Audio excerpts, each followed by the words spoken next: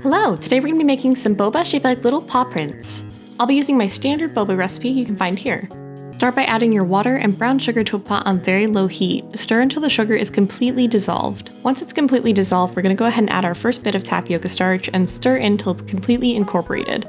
Then raise the heat and let it sit for a little bit until it starts to get sticky on the bottom. When it's sticky, keep stirring until it's completely sticky and turn off the heat.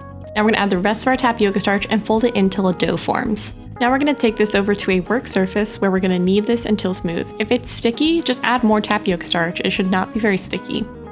Once it's smooth, you can add food coloring. I decided to go with black and pink because those are the colors of my dog's paws. Now you do need to use pink food coloring, not red food coloring, otherwise it will cook red. Now I'm going to flatten these out and we're going to get ready to cut. This is a little paw print cutter I got off Etsy. I'll put the link in the description below. I'm just going to dip this in tapioca starch and press down. I'm not going to press all the way down because I don't want it to get stuck in the cutter.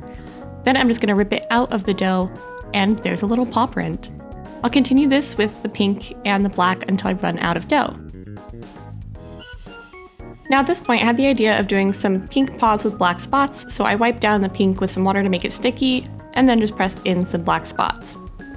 My dogs don't have perfectly pink or black paws, so I thought this represented them well, and it turned out really cute. I made a bunch more of these and then did the same effect with pink on black as well. And here's how they turned out. I think they look amazing. This one right here with the little black spot is my favorite. Now we're going to take these and pour them into some boiling water, wait till they start to float, and then we're going to cover and cook for 10 minutes. Then, after those 10 minutes are up, we're going to turn off the heat and let sit for 10 more minutes. Once that's done, we're going to drain it and rinse it in cold water. And here's how they turned out. Now to sweeten them, I just added some honey, but you could add some brown sugar syrup or sugar and just stir it in. I just wanted to show these off again. Look at how cute they are.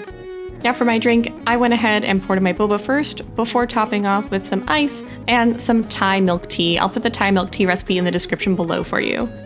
Now, I didn't get very good footage, but it does fit up the straw. Now, since you're here, I'm assuming you're a fan of boba. Be sure to check out some of our other videos and let me know what you want to see next.